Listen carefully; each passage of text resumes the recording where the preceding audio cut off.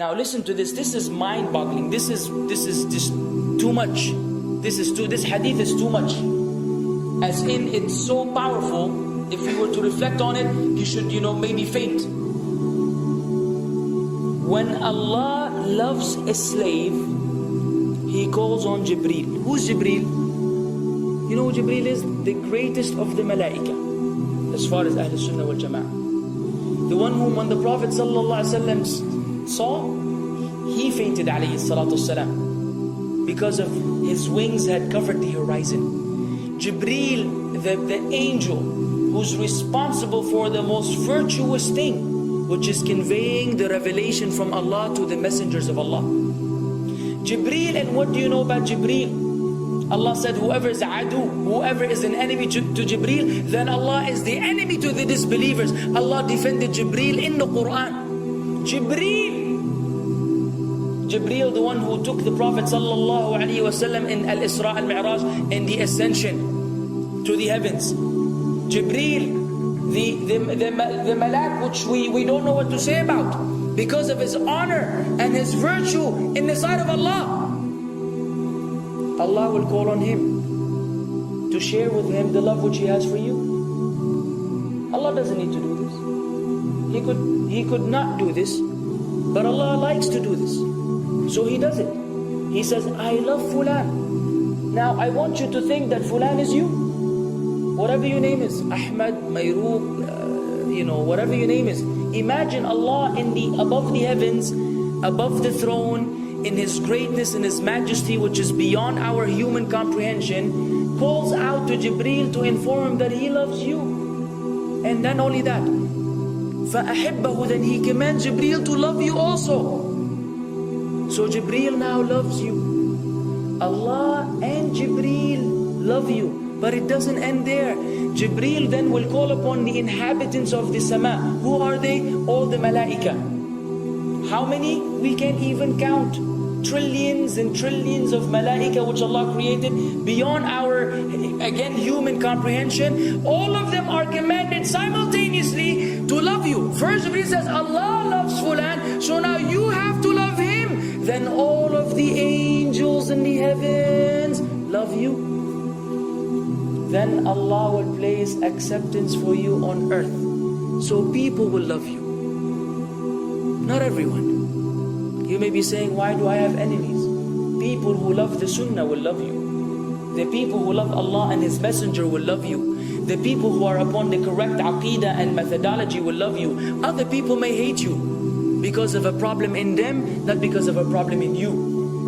Because you may say, well, this fasiq, this evil, disobedient person doesn't love me. Don't expect him to love you. He loves people like himself. Who will love you? Righteous people.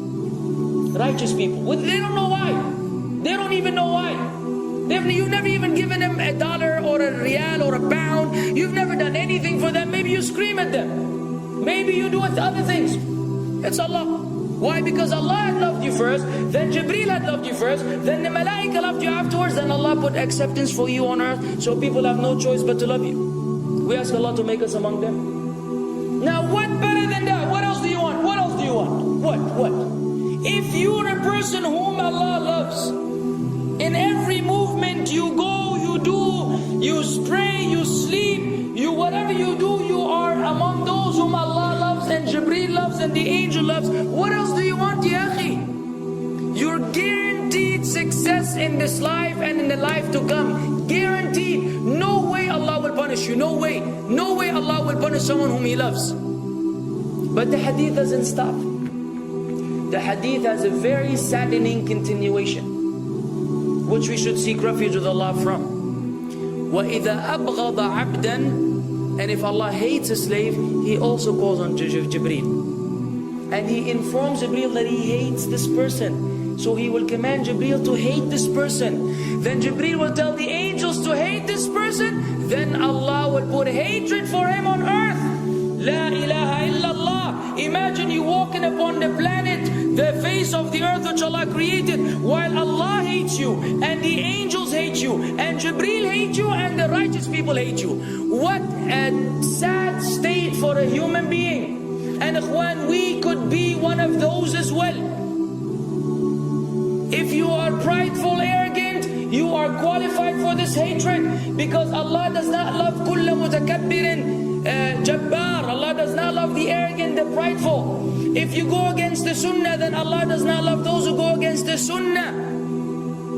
If you don't observe taqwa and you don't observe ihsan and you don't observe tawbah and tatahur, then again we are disqualified.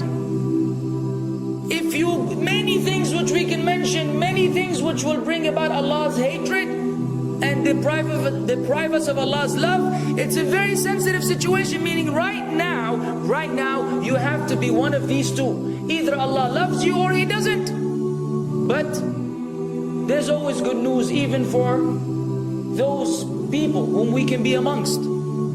It's not too late because you're alive.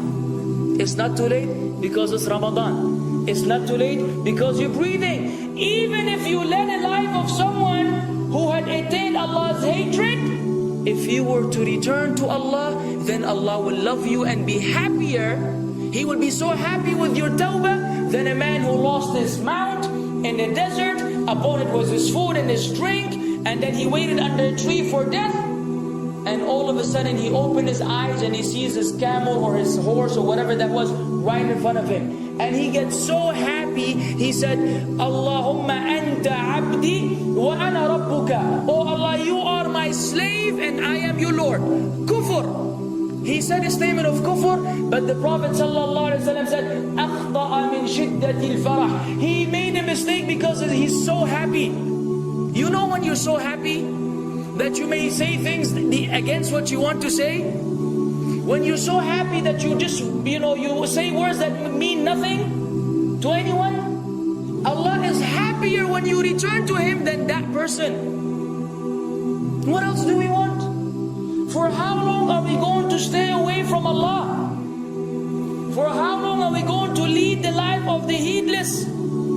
For how long are we going to go against the sunnah? What are you waiting for? Death? Death. حتى إذا جاء أحدهم الموت قال رب ارجعون لعلي أعمل صالحا فيما تركت كلا. Until when death comes to one of them, you say, oh Allah, allow me to return so that I may do good in that which I left behind. And it will be said to him, no.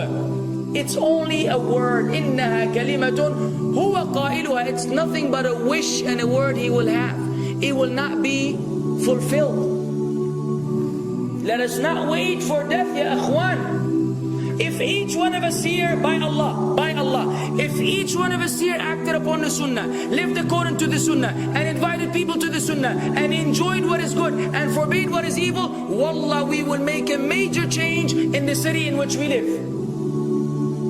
And if Muslims hearing this all over the world had that same attitude, then we will change the condition of the whole ummah. So no enemy can come and play games with us. We will squash them, all of them. Because Allah will defend. In tansurullah yansurkum wa yuthabbit aqdamakum. If you aid Allah's deen, Allah will aid you and will keep your feet firm. But we don't even live according to the sunnah, let alone be given victory over the enemies. So we're being humiliated in everywhere we go in the world. So let us make that change. Now that Ramadan is here, now that you've been given this sudden inclination towards good, if we don't succeed, if we don't take advantage of this month, wallahi, we are losers. If Ramadan ends and you are the same way you were before Ramadan began, then one of us is a loser. If we don't return to Allah after Ramadan, then we are losers as well. So tonight, bi'idhnillah, always on our mind, attaining Allah's love, acquiring Allah's love, fetching for the sunnah, and acting upon it whenever we're able to do so.